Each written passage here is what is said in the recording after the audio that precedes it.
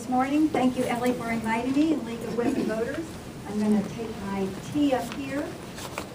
And I had planned to talk about Common Core. I will give you some statistics to start off.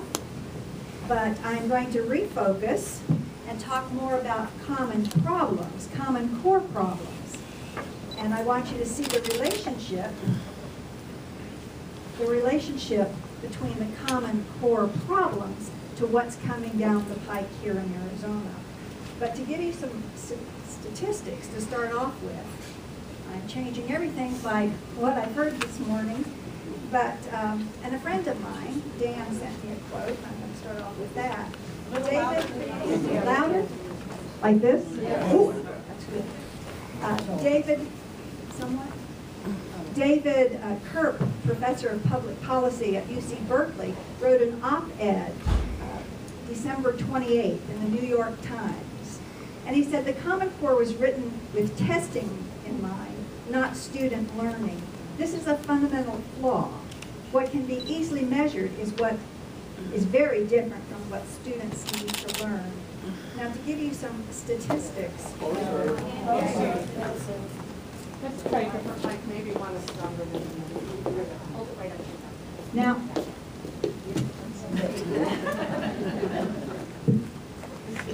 now to give you some statistics, other states have been implementing Common Core for a few years now. Tennessee is one of those states. And Vanderbilt University this past fall surveyed 27,000 teachers that have been implementing Common Core. 60% of those teachers said, don't modify it, don't tweak it, abandon it. So those states, this is just a representative sample, those states that have been implementing Common Core, the teachers have not been as happy, the parents have not been as happy with it. I'm hoping here in the state of Arizona, with our AZ merit, and having 90 teachers review it and select maybe what's best for us, what is not going to work for us, may make a difference. We haven't yet gone through the testing process as these other states have. Some other statistics before I launch into my presentation. A survey by Education Next, an educational journal, found that 76% of teachers were supporters of the standards in 2013.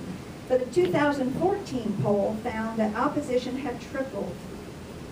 In 2014, only 46% supported, 40% opposed, and 14% going with no opinion. Some surveys show, the same surveys show that public opinion in general is slipping to 53%, down from 65% in 2013. Gallup poll in October found that parents and teachers are divided on issues regarding Common Core. 35% of parents view the standards negatively, 33% viewed them positively, and a third had no opinion. In Arizona now, we adopted AZ Merit in November. Our students are going to start testing in April. The scores from the 2015 testing will not affect our grades in our school, as far as schools are denoted as A schools, B schools, C schools. They will not be affected at this point. Third graders that aren't able to do well on the test will not be held back. They will be allowed to be promoted to the fourth grade with a lot of intervention. I think in 2016, when we have the data to compare between 2015 and 2016, we'll see a dramatic slip. And we may start seeing more negativity from the big embrace that we're receiving right now. You said about 78%? 78% of the teachers are embracing it, but we haven't started the testing yet. Our testing is going to be done in the computer lab, which is going to take a lot of time, intense time, because of course we don't have enough computers for all students, so all of our students are going to have to be on a time schedule to get through the testing. But what I'd like to really share with you this morning, I've been collecting information on Common Core for months and months, but I was impressed so much this summer by attending the law conference the Arizona School Board's Law Conference, and I heard two speakers that were outstanding. One is Dr. David Berliner, and he is the author of 50 Myths and Lies, along with Jean V. Glass, Dr. Glass, and 19 other authors, and you'll see a lot of statistics from them. Another person that impressed me tremendously was Dr. Hammond, who is a professor at Stanford University. She heads up all sorts of teacher education programs.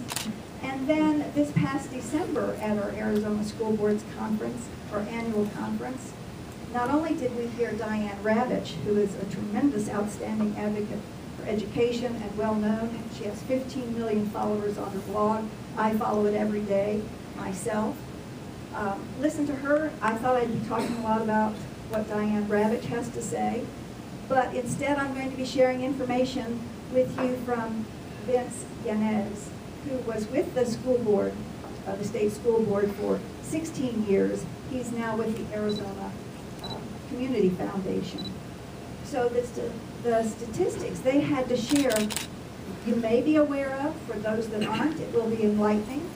But the common core problems we're facing are poverty and inequity in funding.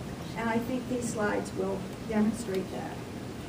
So, what I've done, because it's about 3 hours worth of presentations, and I've taken the slides that I felt would be most interesting to you, about 10 from each of the presenters, and I'm going to share that information with you now. So, much of it's coming from 50 Myths and Lies that threaten America's public schools. Anyone in local or state or national politics needs to have this book, because it's filled with the research that supports what's going to be shared with you now. Next slide. National Assessment of Educational Progress. It was established, this testing was established in 1969, and it generally covers math and reading and science and writing. Periodically, we assess other subject areas such as civics, economics, and geography. Anyway, what Dr. Berliner pointed out was our scores have been going up. I hope you can see it. If not, I'll just point out a few. The change in scores from 1978 to 1980 to 2012, mathematics for white, black, and Hispanic students, 4th graders, and then 8th graders in mathematics. All the scores have been going up, in reading as well. So through the years, the scores have been going up, but that's not the perception we have been receiving. In 1983, A Nation at Risk was written, and oh my gosh, we thought, our schools are failing. What are we going to do? We have to get on the bandwagon and correct things. But in actuality, our scores have been going up. We haven't been doing a poor job, but it has been presented as a poor job. And I think the main reason is that our scores are generally aggregated when we are comparing ourselves, the United States, with other countries. But what we're going to do now in these slides is disaggregate, and we're going to see some core issues. Next. One slide that he put in and I thought was very interesting. We're saying, oh my goodness, we're not preparing our kids in STEM, science, technology, engineering, and math. And now the new term is STEAM, because we've added the arts in there, which I think are very important. But 11.4 million STEM degree holders, there are 11.4 million STEM degree holders who currently work outside of STEM. There are look on the far left, 277,000 STEM vacancies, but those vacancies can be filled by the 252,000 STEM bachelor degree holders, 80,000 STEM master degree holders, 20,000 PhD recipients, and 40,000 STEM associate degree holders. We do have individuals with STEM degrees. They're not filling the vacancies. What's happening? Let's look at our NAEP scores. And this is math. I don't know if you can see it too well from the back because the numbers are small. We're looking at 4th grade and 8th grade. We're going to look at poverty level. And I want you to know, as you're looking at this, think about Prescott, think locally. 51% of our students in Prescott, our Prescott Unified School District, are on free and reduced lunch. So as we look at these scores, look at those students. Oh, it's hard to tell from here because it's small for me in this position. If you look at the very top one, which has the highest score, 596, less than 10% poverty. As you go down and you get to the fourth blue column on top, you'll see that the score has dropped to 525, and that's a poverty level of between 50 and 71%. You'll see the same at 8th grade. The scores are very high when you have less than 10% poverty. Next. You'll see the same trend as we go on to the reading scores. High scores when you have low poverty, and it goes on down from there. We'll go on to the next one. Now, we're looking at a bar graph, and this bar graph represents the Organization for Economic Cooperation and Development. This is a 35-member organization. 35 countries belong. And they are using PISA scores for this. And PISA is another type of testing that is done among students in 65 countries. But anyway, this Organization for Economic Development has 35 members. If you look at the top score, if you can see it from the back, less than 10% poverty, students are scoring rather high at 540. Look at the middle numbers. This is the average of 494 for the Organization of Economic Development. This is the U.S. average of 481. But again, those in less than 10% poverty are scoring the highest.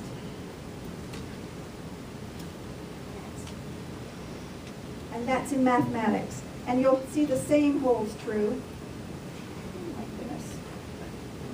For science, less than 10% poverty at 556. We come down to the middle, and you come to the Organization for Economic Cooperation. They're at 501, U.S. average at 497. Again, for reading scores, the same pattern. You're seeing the same pattern. If you take our U.S. students and you disaggregate the information, you'll see that those students that are funded well, their schools are funded well, they're not living in poverty, they receive high scores.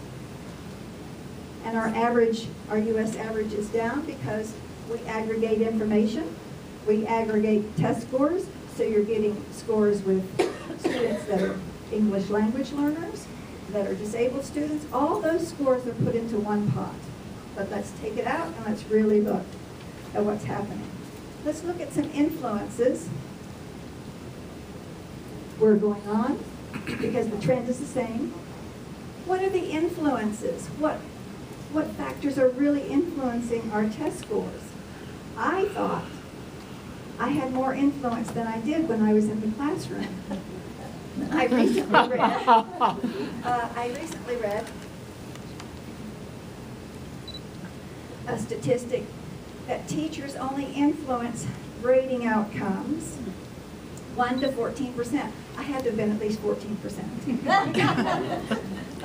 I thought I was making an impact, but if you look at the influences on students, teachers only impact, in general, about 10%. Other school factors, about 10%, but outside school factors are 60%. 60%. It is a little humbling and disheartening, and I always knew outside factors made a big difference, but I just thought I made a bigger difference. Put me in my place. Now we're looking at some statistics regarding charter schools and other private schools, and we're looking at points above or below the mean public school scores before demographic adjustments. The first column is Catholic schools, You can see 9.5. Lutheran schools, the third column is conservative Christian schools, other private schools at a positive 11, charter schools at a negative 6.1. Then let's look at the points lower down, the points above or below the public school scores after demographic adjustments. And you'll see they're all in the negative area.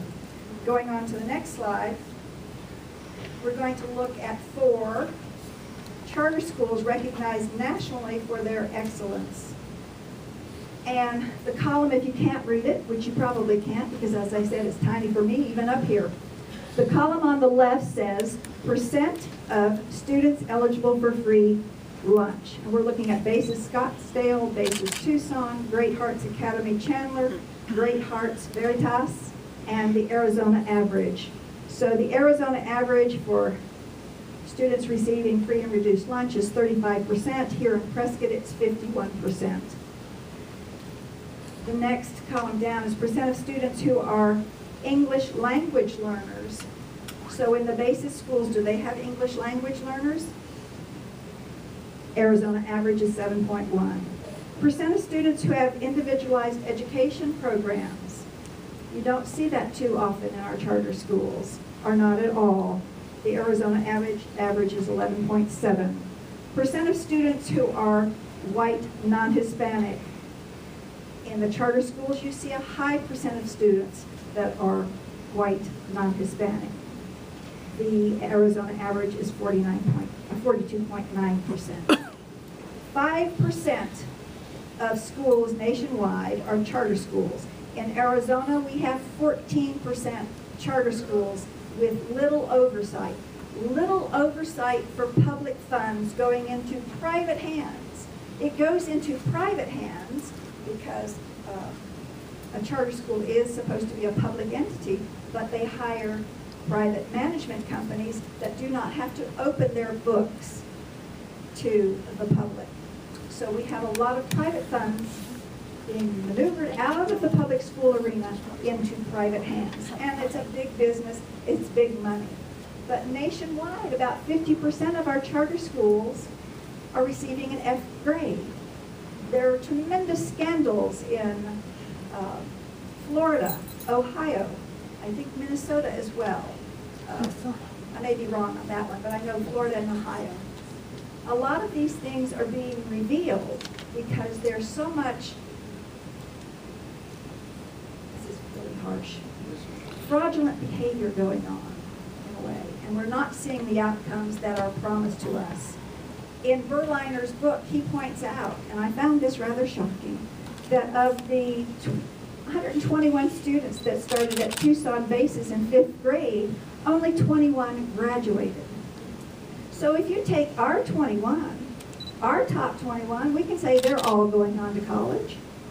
They're all doing extremely well. Our programs are just excellent, but we don't have that choice. We educate everyone. That's what public education's for. Just to paraphrase and sum up a bit of Paul Horton, because I agree with what he has to say, he's the state liaison for the Illinois Council for History Education.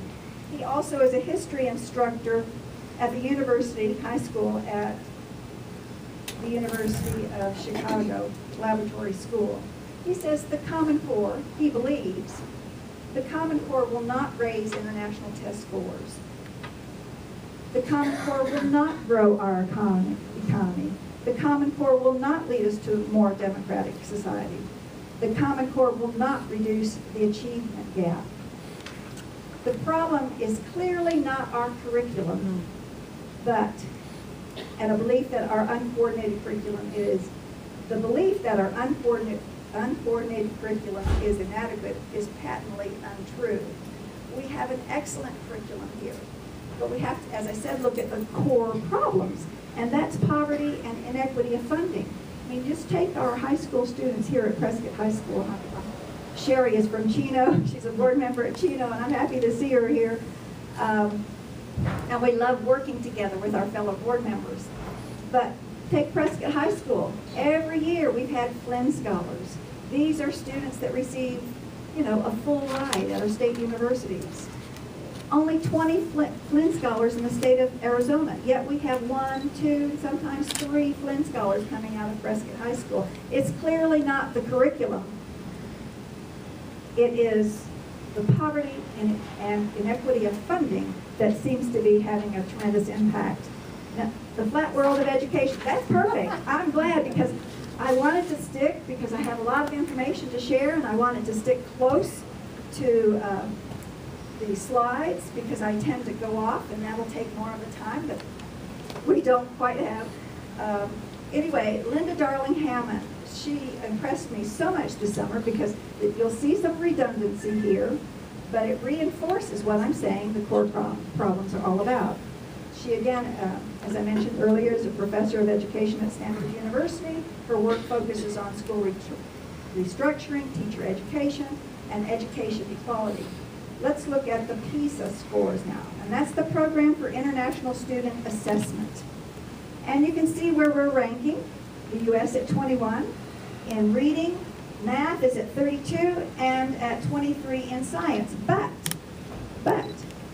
only 3 states participated. 65 countries, there are 65 member countries, and 3 of our states participated in the 2012 testing. That was Florida, Connecticut, and Massachusetts. Now, the trends, the next one. The trends, our U.S. trends on PISA scores have been going down in math, science, and reading. And why do you think that's the case? Why? You think it might be inequity in funding? You think it might be an increase in poverty level? Do you think it might be a lack of support for public education? Yes. Okay, we'll move on. Inequity influences low U.S. rankings. You can see the first column is the Organization for Economic Cooperation and Development, 35-member country.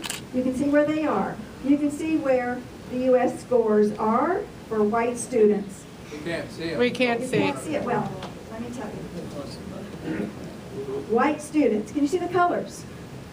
Can you No. see the colors? You can't see the colors? Well, watch my hand. Okay. This is the average of the Organization for Economic Cooperation and Development. This is where they are at 500. Okay, I'm pointing it out because it is tiny. I'm sure it's tiny. White students up here. This is reading, science, math, and problem solving. White students here. Asian students here. Black students here. Hispanic students here. Big disparity. Generally, I think quite often, many of our Black and Hispanic students are living in poverty. They're living in areas perhaps where their school systems aren't receiving equitable funding. So therefore, not that they don't have the ability, but they don't have the resources that our white and Asian students have. Next. Poverty rates by PISA participants. Remember, this is 65 countries participating. Now, the red line is the United States. There are 21 other countries. 21 other countries, Vanna White here, before the U.S. We have the highest poverty rates compared to 21 other countries before us. Now, the next slide is really revealing. Red is the U.S. Can you see red at least? Yes. Okay. The U.S. is number one when you look at poverty in the range of 0 to 10%. The red line down again is at 10 to 25%. The red line again is the U.S., 25 to 50%. So several countries are ahead of us depending on where the poverty level is. So poverty does affect performance. I think Linda Darling Hammond, Dr. Hammond, created a wonderful pyramid here, and I'll read it to you because that may be hard to read. It's the anatomy of inequity. Poverty and segregation are on the bottom level. Unequal school funding is the next one. Inequitable distribution of well-qualified educators. Unequal access to curriculum And what does that equal at the top? Dysfunction. So what are high-achieving nations doing? And think about what we're doing as we go over the next points. They are supporting children's welfare, including health and preschool. They are providing equitable resources to schools. They are providing a substantial investment in initial teacher education and ongoing support. Schools are designed to support teacher and student learning, equitable access to rich thinking curriculum. Performance assessments are focused on higher order skills. The next slide. What are these nations not doing? And think about what we're doing. Cutting funds to schools and colleges. They are not privatizing education. They are not ranking and labeling schools and teachers.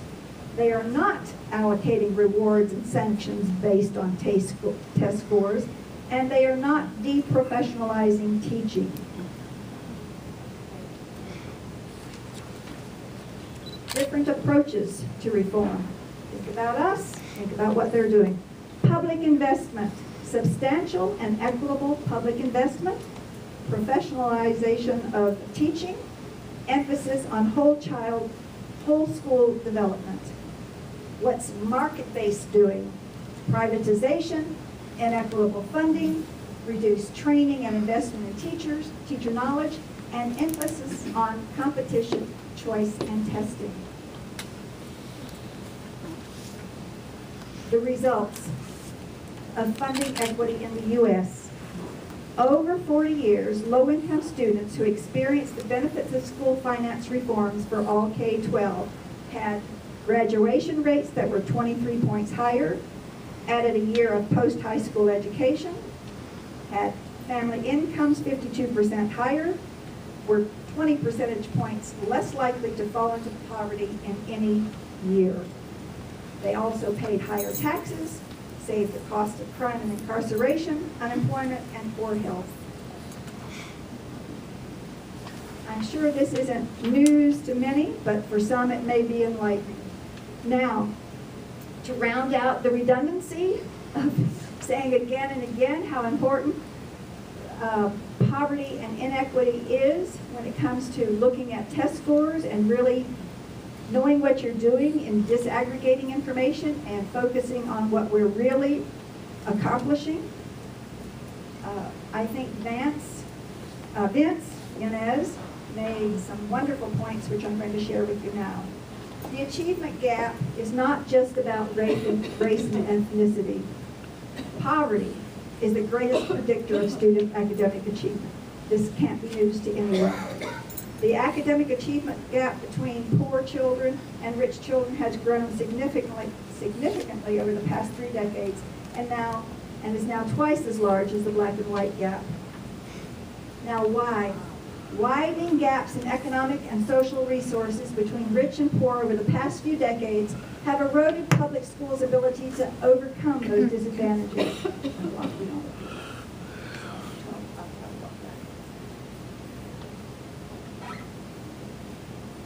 Approximately 32 million American children are classified as low income. The number of children in poverty has jumped 25% since 2000 to approximately 16 million. Now, where does Arizona stand on income equality? Arizona has the 5th highest poverty rate in the nation. Arizona's poverty rate has been rising since 1999, hitting its peak in 2009 at 21%. Arizona's number of children living in poverty is 29% compared to the nation at 22%. Now this I know you can't see, so I will read it. Arizona is the 2nd highest income gap in the U.S.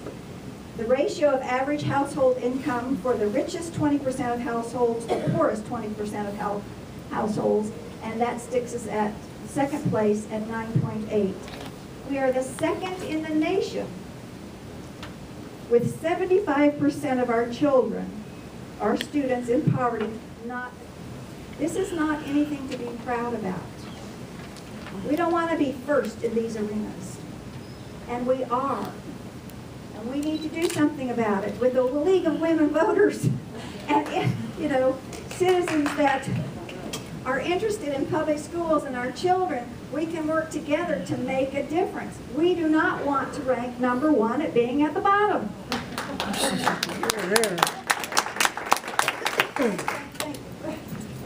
In 2010, the Arizona poverty rates, the average was 15.3 for Arizona overall.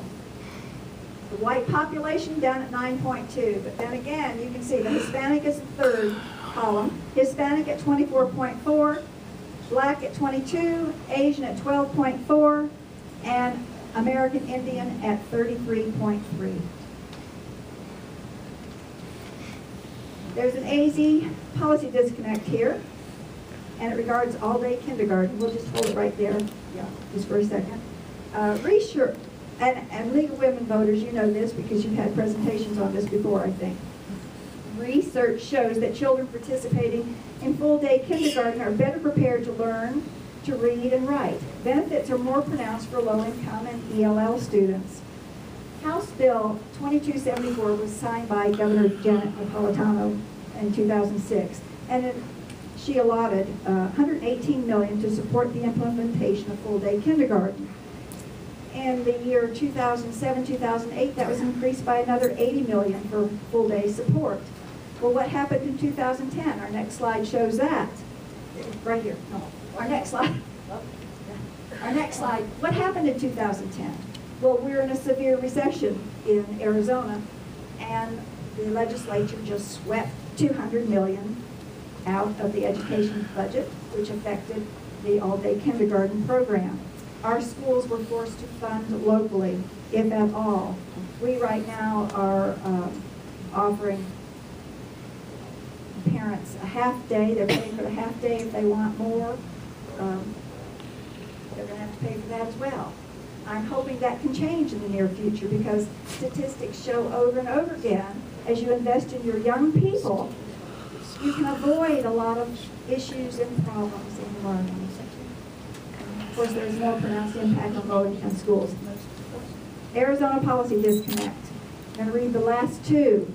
Last year, the Center on Budget and Policy Priorities ranked Arizona as having the nation's deepest cuts in education funding, an inflation drop of 21.8% from fiscal 2008 to fiscal 2013. According to the AZ Auditor General's Office, Arizona spent $412 less per student in 2013 than they did in 2009. I want to really go fast because I need to. I've gone over.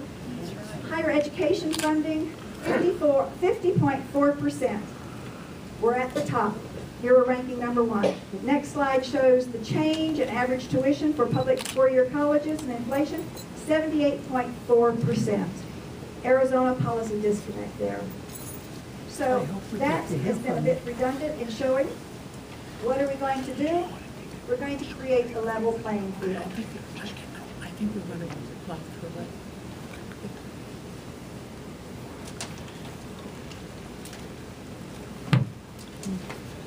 We need to redesign school funding systems to create equal access to stable educational resources.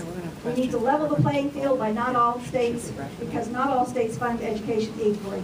How can we expect all states to perform at the same levels when we don't fund equally? We need to focus resources on investments that matter: well-qualified teachers, quality curriculum, instructional supports, and ensure that every student gets them. I'm getting a lot of this. There are a few other closing remarks, but overall, I want you to know the Common Core issues, poverty, inequity in funding. Let's look at that when we're thinking about testing results. Thank you very much. Wow, you've got quite a group to follow here. Tim Carter, superintendent.